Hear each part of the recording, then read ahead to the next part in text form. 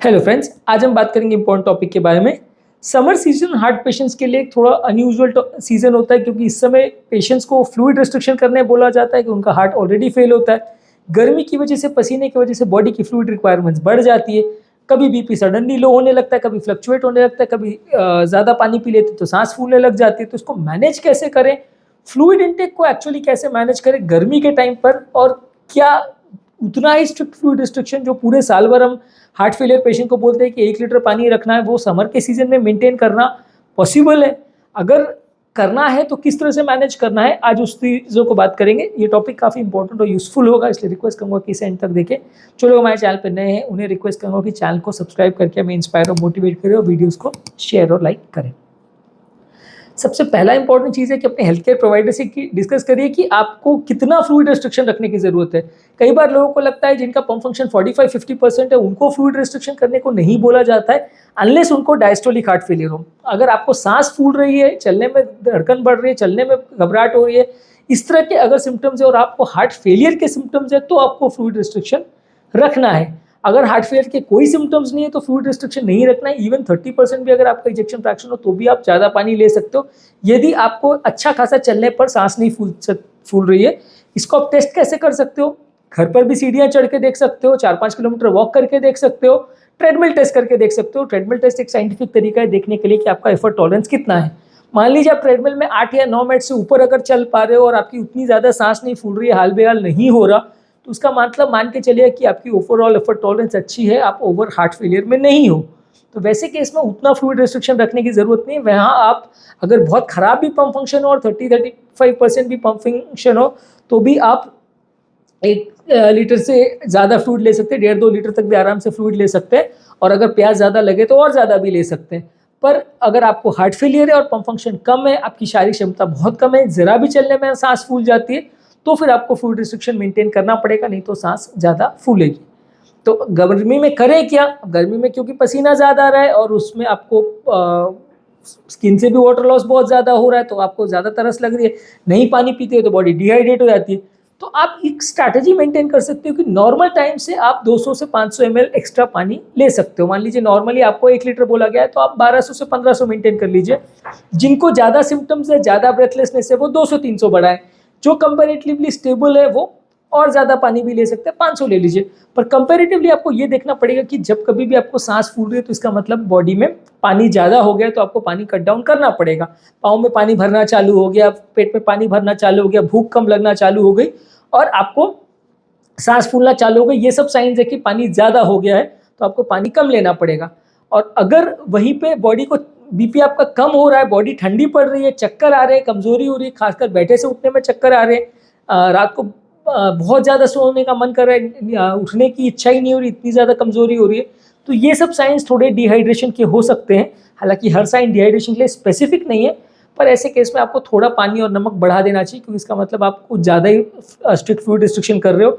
खासकर अगर आपका बीपी ज़्यादा कम रह रहा है तो वैसे केस में आप अपने हेल्थ केयर प्रोवाइडर के साथ डिस्कस करके करें तो ज़्यादा अच्छा है, क्योंकि वो इको देख के आपको बता सकता है कि आपका बॉडी में हाइड्रेशन है कि नहीं है, इको में आईवीसी डायलेटेड है कि नॉट डायलेटेड है, उसके बेसिस पे वो बता सकता है। आईवीसी डायलेशन का मतलब है कि हार्ट जो में इंफीरियर वेना कैवा से नॉर्मली ब्लड आता है, तो इको में आप उसका डायमीटर देख के बता सकते हो कि वो अगर बहुत ज़्यादा फूला हुआ है तो इसका मतलब बॉडी में पानी ज़्यादा है, वो अगर बहुत ज़्यादा कोलैप्स्ड है इसका मतलब बॉडी में पानी कम है।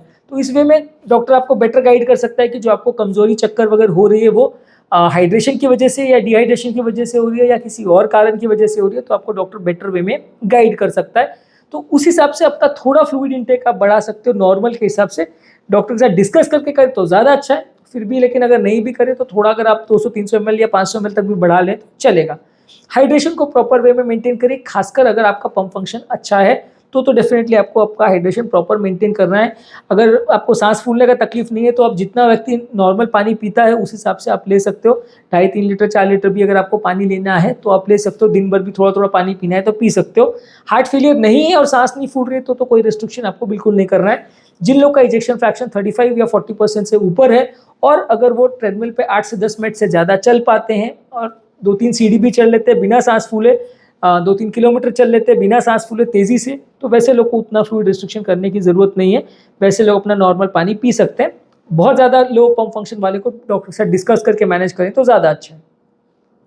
इसी तरह से सोडियम इंटेक का भी मैनेज करना इंपॉर्टेंट है, क्योंकि सोडियम बॉडी में पानी को रिटेन करता है।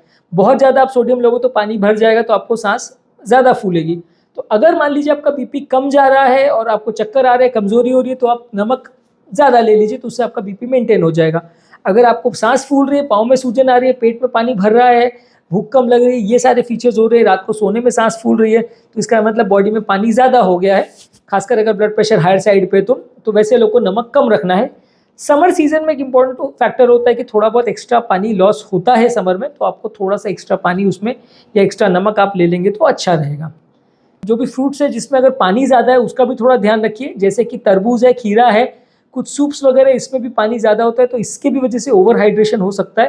तो जब भी आप पानी ज़्यादा मात्रा में ले रहे हो तो इनको भी प्रॉपर वे में काउंट करिए। उसको ऐसा नहीं है कि आपने खाली पानी को काउंट किया और दूध, छाछ और सूप को और तरबूज वगैरह को आप भूल गए, उसमें भी पानी काफ़ी ज़्यादा होता है। कई फ्रूट्स तरबूज वगैरह और खीरा वगैरह में तो 80-90% तक पानी होता है। तो जितना वॉल्यूम आप ले रहे हो उसको आपको पानी में एक तरह से ऐड करना पड़ेगा। मान लीजिए आपने 1 किलो तरबूज खा लिया, तो आपको मान के चलना पड़ेगा कि लगभग 600-700 ml पानी बॉडी में एटलीस्ट चला गया। उसका जूस बना के आप एक तरह से उसको मेजर भी कर सकते हो कि उस तरबूज में कितना वो जूस जा रहा है, उस हिसाब से आप अंदाज लगा सकते हो। मान लीजिए अगर एक बड़े तरबूज में आपका 2 ग्लास जूस बन रहा है तो 400 से 500 ml पानी एक्स्ट्रा हो गया, तो उस हिसाब से आप कैलकुलेट कर सकते हो कि अगर मैं इस तरह का फ्रूट्स अगर ले रहा हूँ तो मेरे बॉडी में कितना पानी जा रहा है, और उसको दिन भर के पानी के रिकॉर्ड्स में कैलकुलेट करके रखिए। आपकी वार्निंग साइंस का ध्यान रखिए, जो कि मैंने बोला, अगर चलने में सांस फूल रही है, रात को सोने में सांस फूल रही है, पाँव में सूजन हो रहा है, भूख कम लग रही है और पेट में पानी भर रहा है, पेट फूला फूला लग रहा है, तो इसका मतलब पानी ज़्यादा हो गया, तो उसको ध्यान रखिए, डॉक्टर के साथ डिस्कस करिए। वहीं अगर चक्कर, कमजोरी वगैरह आ रही है, नींद ज़्यादा आ रही है, बैठे से उठने में चक्कर आ रहे हैं, बॉडी ठंडी पड़ रही है, पेशाब कम हो रहा है, यूरिन का कलर डार्क हो रहा है, तो इसका मतलब बॉडी डिहाइड्रेट हो रही है, पानी उस समय आपको ज़्यादा लेना है। यूरिन का कलर एक बहुत इंपॉर्टेंट क्राइटेरिया है जिससे आप बॉडी के हाइड्रेशन को मेजर कर सकते हो। अगर यूरिन बहुत पतला हो रहा है इसका मतलब हाइड्रेशन ज़्यादा हो रहा है। अगर यूरिन बहुत गाढ़ा हो रहा है, ब्राउनिश कलर का ऑलमोस्ट हो रहा है, या deep yellow, dark yellow colour का हो रहा है, उसका मतलब बॉडी डिहाइड्रेट हो रही है, तो उस समय आपको पानी ज़्यादा पीना है।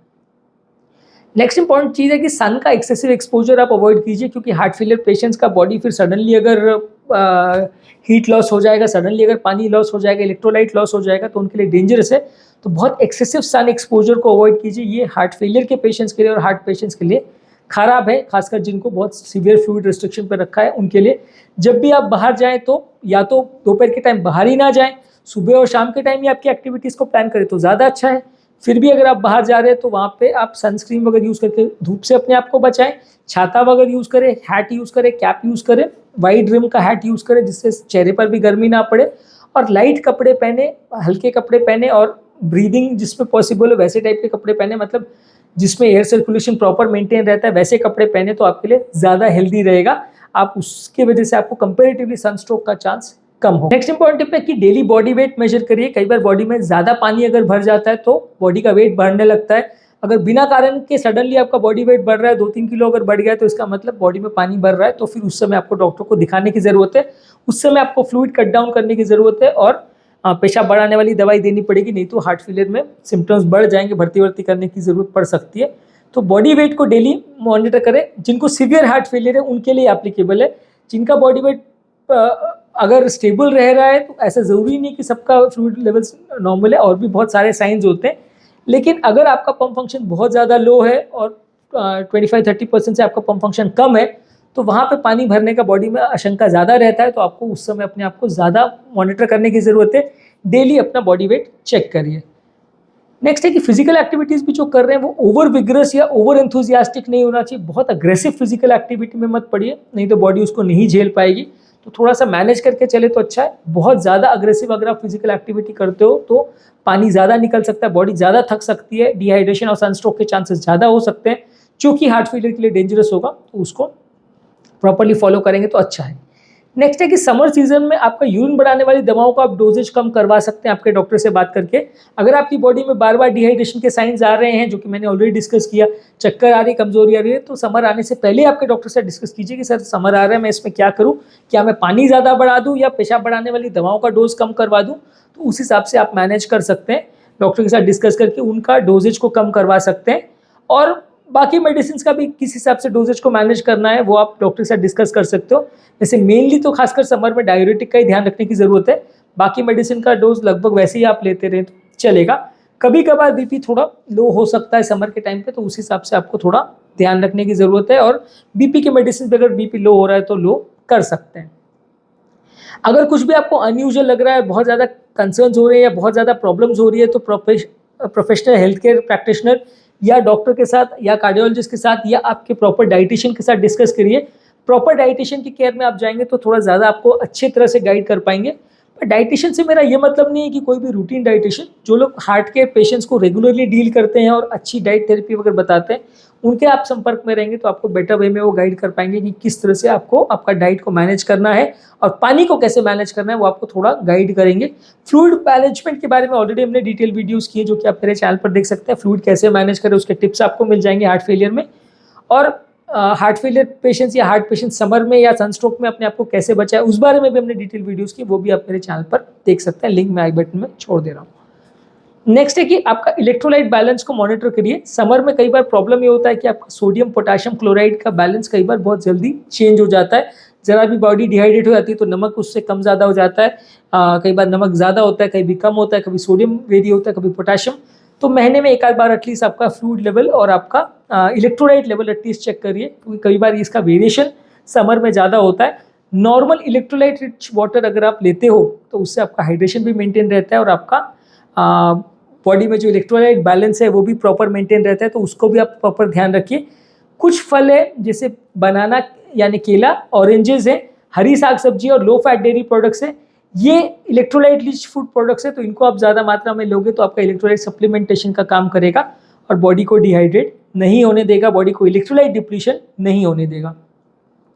नेक्स्ट है कि दिन भर में कितना पानी पी रहे हो उसका एक फ्लूइड जर्नल अगर आप मेंटेन करें तो अच्छा है, क्योंकि कई बार क्या होता है हमको हिसाब नहीं रहता कि कल हमने क्या पिया था, क्या नहीं पिया था, सुबह भी हमने क्या पिया था।